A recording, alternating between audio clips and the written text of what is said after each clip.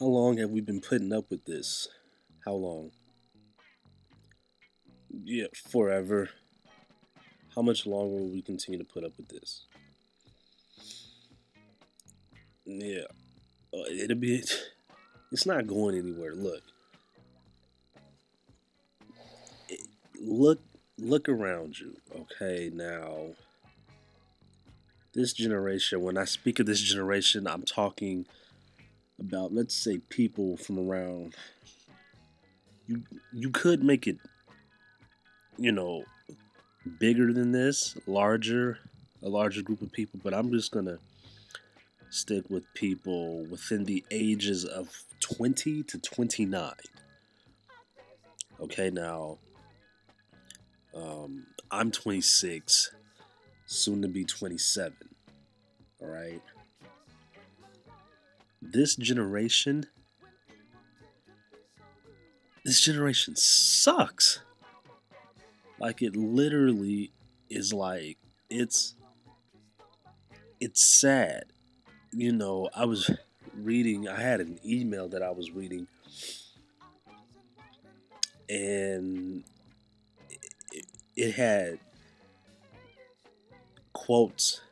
Actually, the whole email in itself was a quote. It was the person being quoted was Bill Cosby, and he was going on about this generation and was saying that he's glad that he's was born when he was, and he's the age that he is now because pretty soon, or at some point, he's going to be on his way out, because he's getting up there in age, and he's not going to have to be around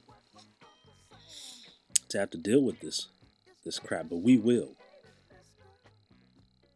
And I mean, when you look at this generation, lazy is a word that describes this generation pretty accurately. And I'm making a generalization here, okay? I'm not talking about literally. Well, you got to make that clear because there are people out there that are they're so stupid that they'll literally think that I'm talking about every single person between the ages of 20 and 29. I'm making a generalization. A majority of the people within that age group, especially out here on the West Coast and on the East Coast, things are a little bit different in the Midwest and down south. But this generation is fairly lazy. This generation is hands down the most disrespectful generation when it comes to showing respect, not to just your elders, but to your parents. You know, there is no generation before us, before this one, this 80s generation, a generation of people born throughout the 80s and the early 90s. There's been no generation before this one that has ever been more disrespectful towards, their parents.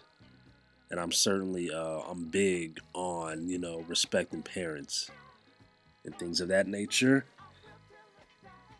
I always have this generation is full of potheads. Everybody smokes. Everybody smokes marijuana. I mean, there are people older, people in their 30s and their 40s, smoke. I mean, everybody smokes, but this generation, I mean, you go around, I tell people I don't smoke, and they look at me like something's wrong with me, like I'm crazy. You know, tell somebody you don't smoke marijuana, and they start looking at you like, you told them or whatever that you're from like another planet in another galaxy or something. This is the generation of the potheads. The way this generation dresses, the clothes that they wear and how they wear them. And this is the generation that more than every other generation is so, what's the word that I can use? So accepting of the homosexual lifestyle. And now people will take that, they'll take what I just said right there and spin it as if, oh, Jonathan isn't accepting of it, so he must be homophobic. He must hate gays. No, I don't hate gay people. I don't hate anybody. But I do not approve of the homosexual lifestyle. I think it's wrong. No, it's wrong. I think it's wrong. I know it's wrong. Same sex marriage is wrong, but this generation is totally all for it. Oh yeah, men and men getting married, women and women getting married. Nothing wrong with that. This is the generation of people who really lack morals. This is the generation of the conspiracy theorists. We've always had conspiracy theorists throughout, you know, throughout time or whatever. You can go way, way, way, way, way back with all the conspiracy theories that have been put forth, since the beginning of time. But this generation believes conspiracy theories so much, it's like they want them to be true. Illuminati, Bilderberg, you name it. This generation is hook, line, and sinker.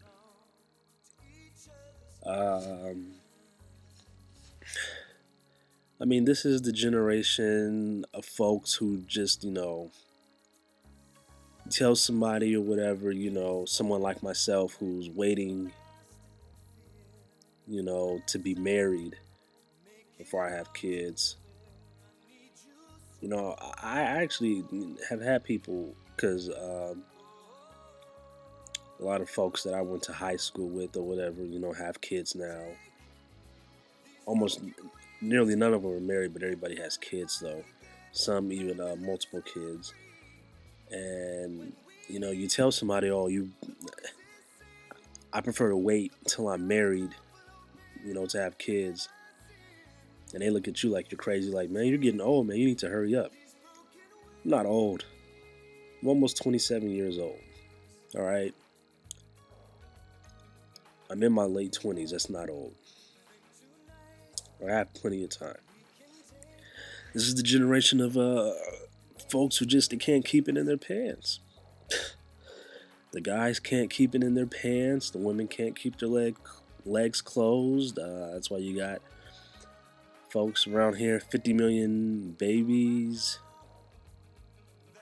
50 million baby mamas, baby daddies, all that good stuff that this generation has to offer. This is the generation of people who look at you as being awkward, being weird, being different, because you don't go out to the club every Friday and Saturday night and get pissy drunk out of your mind. This is the generation of the people who, all of them, on the Facebook, there they are in the club, drinking the hand, everything, just acting all wild. Like, that is sensible. Like, if that's, what's, like, yeah, exactly, like, if that's the norm. This generation sucks. This generation knows nothing about nothing. And what's crazy or whatever is that politically this generation is just totally off.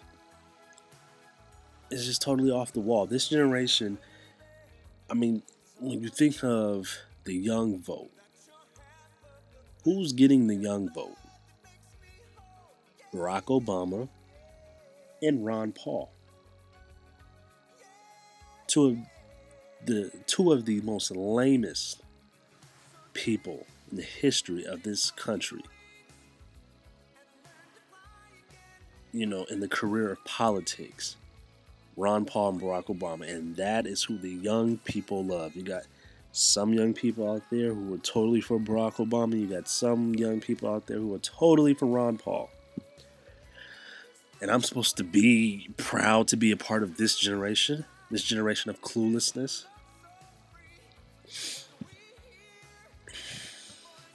You know, listen to the music that this generation listens to. This is the generation. Everybody, every male is either trying to be a rapper or a producer. Really, they're just beat makers. They sit up here, buy software or whatever, make beats, and all of a sudden they're a producer. I'm not even going to delve into that.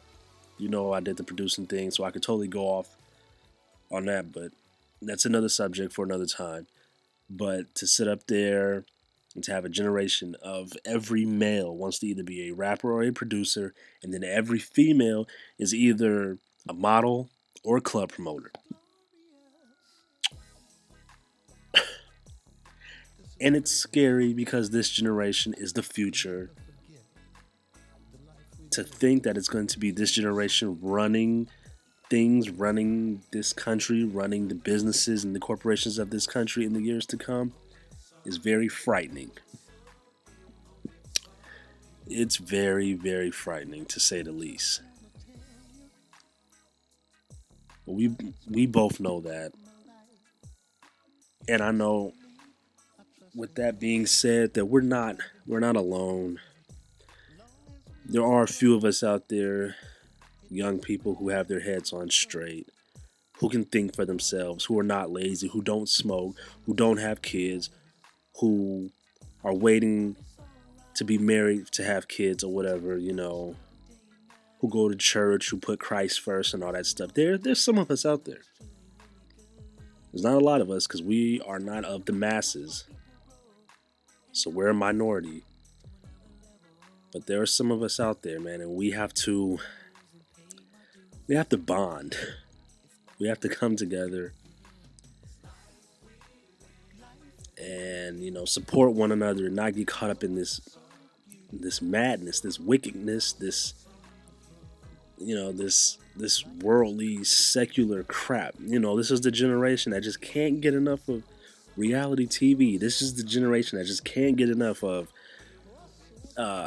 what? I don't watch none of that stuff. Basketball Wives, this generation cannot get enough of Snooki and Jersey Shores and all that crap. I mean, that's why I don't have a lot of friends my age. Most of my friends, I don't have a lot of friends, period. But most of the people, you know, that I hang around, that I, you know, associate with are older, you know, because I have a really hard time interacting with people on that dumbed down, watered down, worldly, secular level. A really hard time with that. Yeah. Who knows? What is that? Am I supposed to read that or something? Explosion kills 10 people in holy city in Iraq. What is this? This is old. This is pretty old. Oh, okay. All right. Back-to-back bomb blasts ripped through one of the holiest cities in Shiite Islam Sunday, killing at least 10 people in a community still reeling from a deadly bus hijacking earlier this month that left Iraqi Shiites again feeling hunted. That's pretty old. When did that? Yeah, I think I heard about that September of last year. You know, why don't we have a holy city?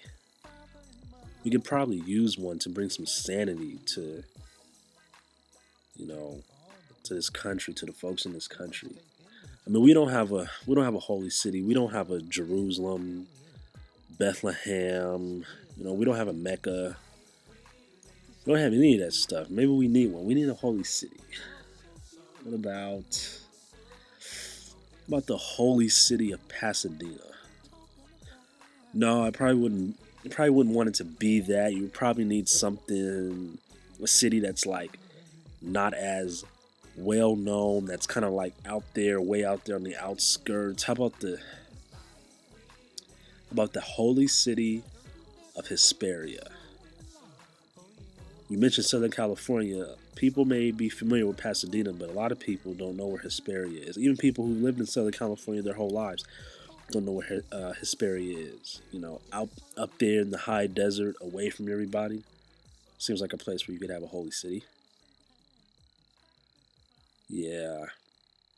Well, we need something because this generation is,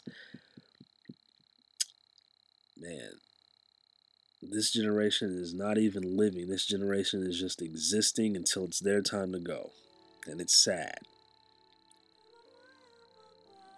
Well, we're in this together, I guess. But, you know, I mean, we will see how things will turn out. The election is coming or whatever. You're going to get, you're going to, hear people, toting their ideas, the young folks, what I'm talking about, their opinions or whatever, their feelings, their views about everything or whatever. And you'll get an idea and see where people's stances are. I mean, there's a lot of young people voting for Ron Paul simply because most of Ron Paul's young vote is coming strictly because Ron Paul supports the legalization of drugs, and all these young folks want to get high. Snoop Dogg is endorsing Ron Paul, as if that's of any type of credibility. Snoop Dogg. And there will be young people who will get excited about that and will vote Ron Paul simply with the hopes and the want of getting high out of their minds. Oh, this generation sucks. This generation sucks with a capital SUCKS. Exclamation point. On top of that, three of them. Yeah, buddy. Well, check them out.